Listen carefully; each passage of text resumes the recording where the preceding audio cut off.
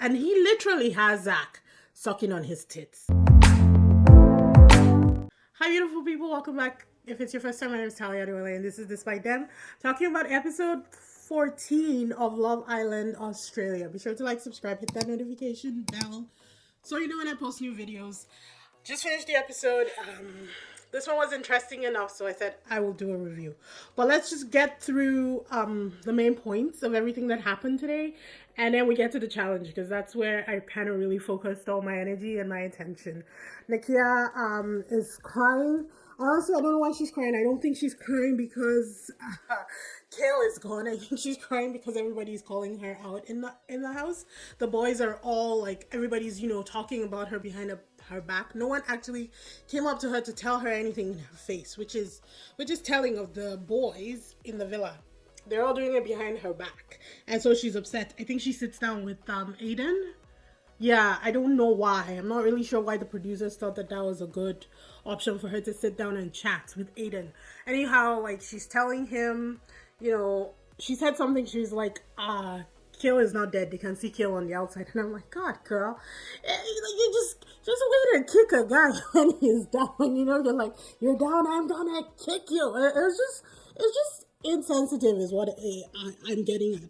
Personally, I don't really care that she did what she did. Do I think that she owed Kill a conversation? Or she owed Kill some kind of loyalty? To an extent, I would say yes. Not 100%. It's only been 2 weeks, Probably even 1 week for them. Or is that not what she said, or what Tyra said? So I guess she owed him some kind of loyalty. She moved mad, I'm not gonna lie. But I'm not mad at it, because it's entertaining TV. Savannah and Abby say that they will protect her against the boys. Mostly Savannah. Abby was kind of like wish-washy. Abby was flip-flopping throughout this entire episode, if I'm being honest. But Tyra and Lucinda are definitely like not fully on board with what she did to Kill. I think that Tyra was definitely in love with... Why am I saying the word definitely so much? Tyra was in love with Kill, or at least wanted to further that relationship. I will get to that in a little bit. Georgia is still, into Nate. When I tell you guys, I don't know who keeps calling me out. I said she doesn't like him. And not that she hates him, but she doesn't like him romantically. He is there as a placeholder. Nothing more, nothing less. Also, and I'm please don't think that I'm judging her. No, she's new. She's a bombshell. She's finding her way in the house. She's doing what she has to do. But also, Nate does not give enough. Like, he's just sitting there saying that, if she knows that their connection is solid, then she should be happy with it. And it's like that. It's Love Island. Oh, moving on. Nakia did say something when she was talking to Aiden, and I wanted to point it out, where she was like, it's not any of their relationships. And I agree.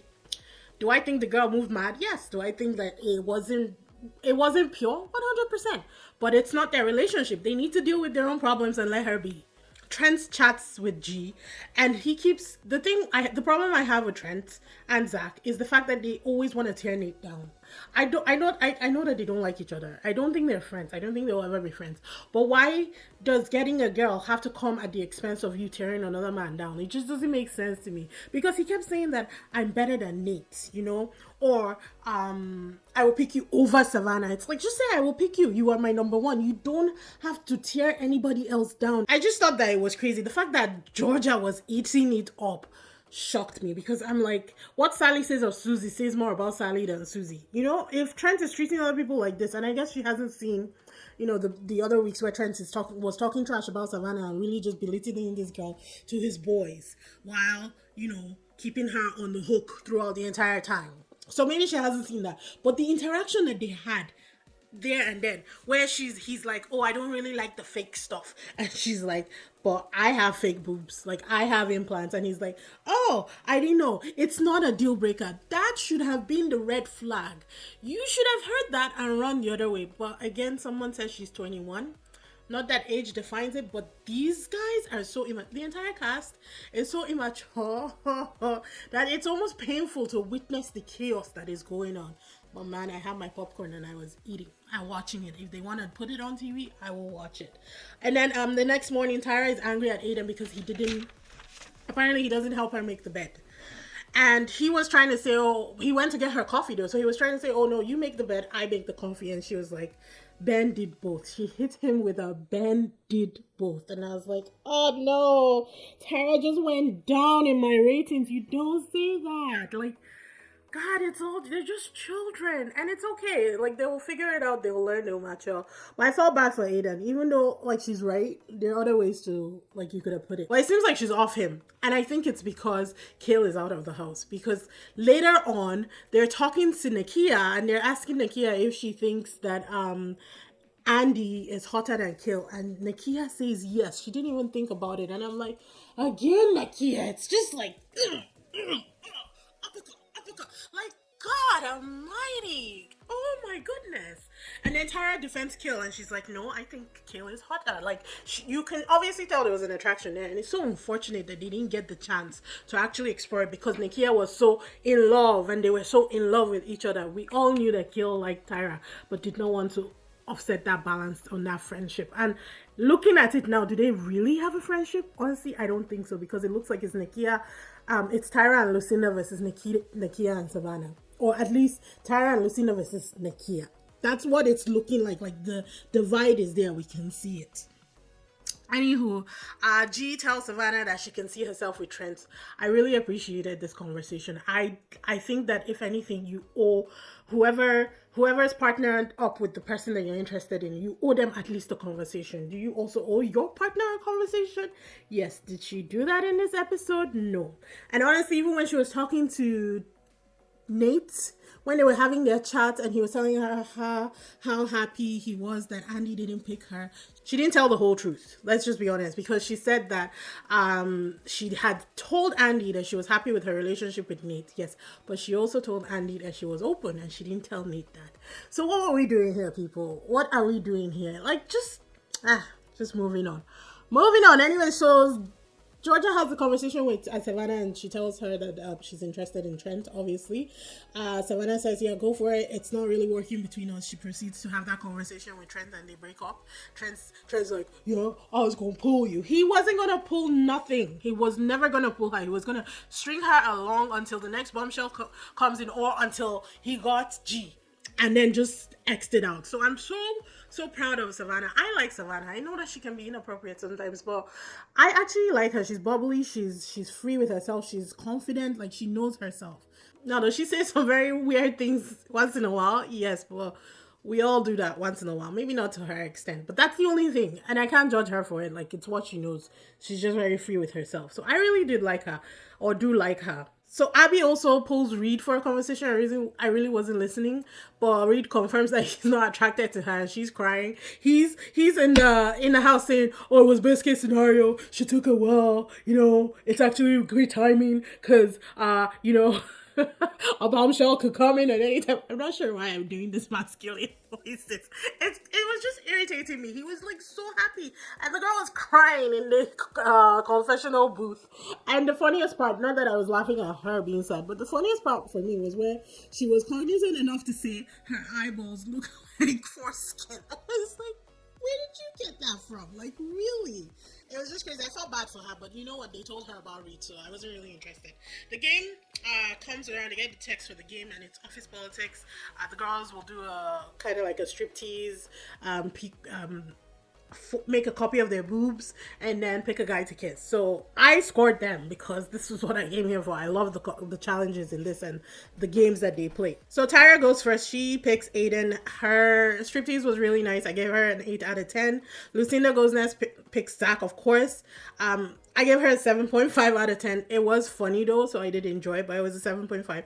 Abby goes next, and obviously she's broken up with Reed, so she picks Zach. I'm not really sure why. Her striptease was really good. It was a 9 out of 10 for me. The kiss was not great. They were just laughing because obviously, it wasn't really a thing where they were attracted to each other. Savannah then goes next and picks Andy, and she's a 10 out of 10, man. Like, it was fun. It was sexy and it was funny. Like, she had a way of combining everything.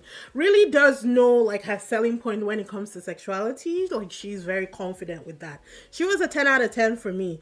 Georgia went next. She picked Nate and it was a 9 out of 10. It wasn't bad actually. Then Nakia went last, picked Andy, and she was also a 10 out of 10. She was like, you're gonna kiss my man, quote unquote. I'll show you what it is like to be with me. And she did that. So the guys then talk and they choose Savannah as the winner, and I was on board with that because she killed it. She was absolutely amazing. Now after the challenge, Andy is not catching feelings, but he's now interested in Savannah because obviously he's seen what she can do. And that's one thing that I'm not really happy with. Like, if you're interested in the girl, regardless of her sexuality or no, how free she is with herself, you should be interested in her. She shouldn't have to show that side of herself for you to be interested, because what are you interested in? Just the smash and grab. That's just what it is. Anyhow, so they have this conversation. The chat looked good. Honestly, I don't know what they were chatting about. It was mostly sex, if I'm being honest. And I kind of tuned out during it. But Nakia, during this whole conversation, was bad. It was like she was sitting on pins. I was like, oh, is it easy come, easy go? What is happening, Nakia? We never know. They switch over to G and Trent chatting, and they were chatting for a long time.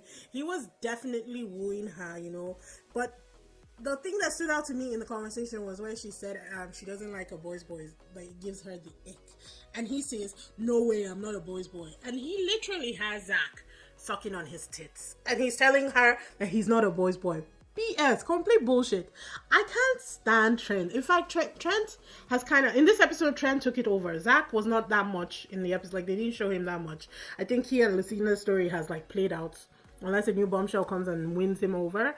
But Trent, God, I can't stand this guy. It's just the way he was talking, the way he was like, oh, when I find something I want, I always get it. And he's talking about George. She's a person. Just no regards whatsoever. But that was the end of the episode. It wasn't that much, but there were some key things that happened in here. Georgia proved me right that she's not interested in Nate. Poor Nate. I don't know that he's lasting any longer, unless the new bombshell, because there are new bombshells coming in. Seb, meh. But Tasia, I was like, Tasia, yeah, she's cute, and I see her turning some heads because there are a lot of guys who are into brunettes, Trent being one of them. So I'm actually really interested to see what happens in this scenario. Seb, I don't know that anybody's going for this guy. Honestly, he looks like a 16-year-old, or he looks like he's 18. He's 24, but there's just not much going on there for me. I just don't see the appeal, is the best way that I can say it. He's not ugly. He's actually not bad looking, but I just don't see the appeal. So we're going to have to wait and see what tomorrow brings. But yeah, that was a quick recap. It's as quick as I could do. Hopefully you guys like it, and we'll see what tomorrow brings. If it's a good episode, I will be here again. If not, you guys will see me on the next one. Be sure to subscribe, hit that notification bell so you know when I post new videos. Bye!